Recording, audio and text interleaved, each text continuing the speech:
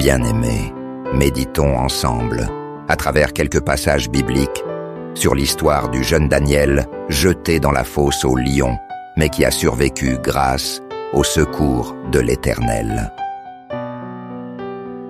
Daniel chapitre 6. Darius trouva bon d'établir sur le royaume 120 satrapes, qui devaient en être dans tout le royaume.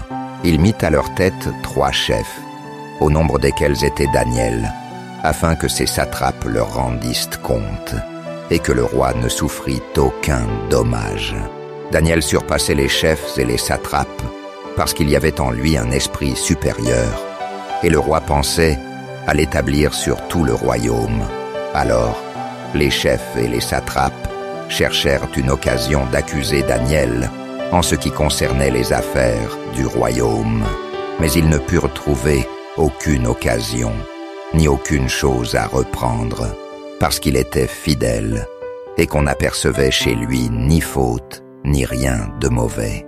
Et ces hommes dirent: nous ne trouverons aucune occasion contre ce Daniel, à moins que nous n'en trouvions une dans la loi de son Dieu.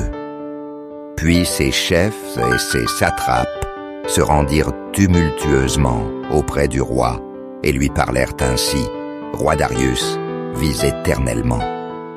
Tous les chefs du royaume, les intendants, les satrapes, les conseillers et les gouverneurs sont d'avis qu'il soit publié un édit royal avec une défense sévère, portant que quiconque, dans l'espace de 30 jours, adressera des prières à quelque dieu ou à quelque homme, excepté à toi, ô roi, sera jeté dans la fosse aux lions.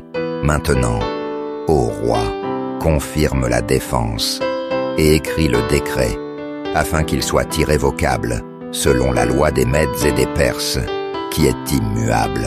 Là-dessus, le roi Darius écrivit le décret et la défense. Lorsque Daniel sut que le décret était écrit, il se retira dans sa maison, où les fenêtres de la chambre supérieure étaient ouvertes dans la direction de Jérusalem. Et 3 fois le jour, il se mettait à genoux, il priait, et il louait son Dieu, comme il le faisait auparavant. Alors ces hommes entrèrent tumultueusement, et ils trouvèrent Daniel, qui priait et invoquait son Dieu. Puis ils se présentèrent devant le roi, et lui dirent au sujet de la défense royale: n'as-tu pas écrit une défense portant que quiconque, dans l'espace de 30 jours, adresserait des prières en pécossi à quelque dieu ou à quelque homme, excepté à toi, ô roi, serait jeté dans la fosse aux lions? Le roi répondit: la chose est certaine, selon la loi des Mèdes et des Perses, qui est immuable.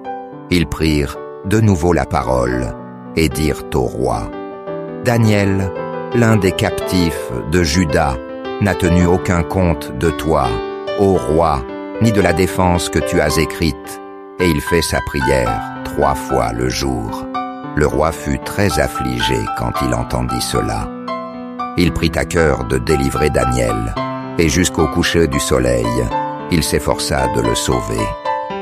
Mais ces hommes insistèrent auprès du roi, et lui dirent: sache, ô roi, que la loi des Mèdes et des Perses exige que toute défense ou tout décret, confirmé par le roi, soit irrévocable. Alors le roi donna l'ordre qu'on amenât Daniel et qu'on le jetât dans la fosse aux lions. Le roi prit la parole et dit à Daniel: puisse ton Dieu, que tu sers avec persévérance, te délivrer. On apporta une pierre et on la mit sur l'ouverture de la fosse. Le roi la scella de son anneau et de l'anneau de ses grands, afin que rien ne fût changé à l'égard de Daniel.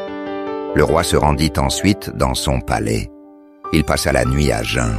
Il ne fit point venir de concubine auprès de lui, et il ne put se livrer au sommeil. Le roi se leva au point du jour, avec l'aurore, et il alla précipitamment à la fosse aux lions. En s'approchant de la fosse, il appela Daniel d'une voix triste. Le roi prit la parole et dit à Daniel: Daniel, serviteur du Dieu vivant, ton Dieu, que tu sers avec persévérance, a-t-il pu te délivrer des lions? Et Daniel dit au roi: roi, vis éternellement. Mon Dieu a envoyé son ange et fermé la gueule des lions, qui ne m'ont fait aucun mal, parce que j'ai été trouvé innocent devant lui, et devant toi non plus, ô roi, je n'ai rien fait de mauvais. » Alors le roi fut très joyeux, et il ordonna qu'on fît sortir Daniel de la fosse. Daniel fut retiré de la fosse, et on ne trouva sur lui aucune blessure, parce qu'il avait eu confiance en son Dieu. Le roi ordonna que ces hommes qui avaient accusé Daniel fussent amenés et jetés dans la fosse aux lions, eux, leurs enfants et leurs femmes. Et avant qu'ils fussent parvenus au fond de la fosse, les lions les saisirent et brisèrent tous leurs os. Après cela, le roi Darius écrivit à tous les peuples, à toutes les nations, aux hommes de toute langue, qui habitèrent sur toute la terre, que la paix vous soit donnée avec abondance. J'ordonne que, dans toute l'étendue de mon royaume, on ait de la crainte et de la frayeur pour le Dieu de Daniel, car il est le Dieu vivant, et il subsiste éternellement. Son royaume ne sera jamais détruit, et sa domination durera jusqu'à la fin. C'est lui qui délivre et qui sauve, qui opère des signes et des prodiges dans les cieux et sur la terre. C'est lui qui a délivré Daniel de la puissance des lions. Daniel prospéra sous le règne de Darius et sous le règne de Cyrus, le Perse.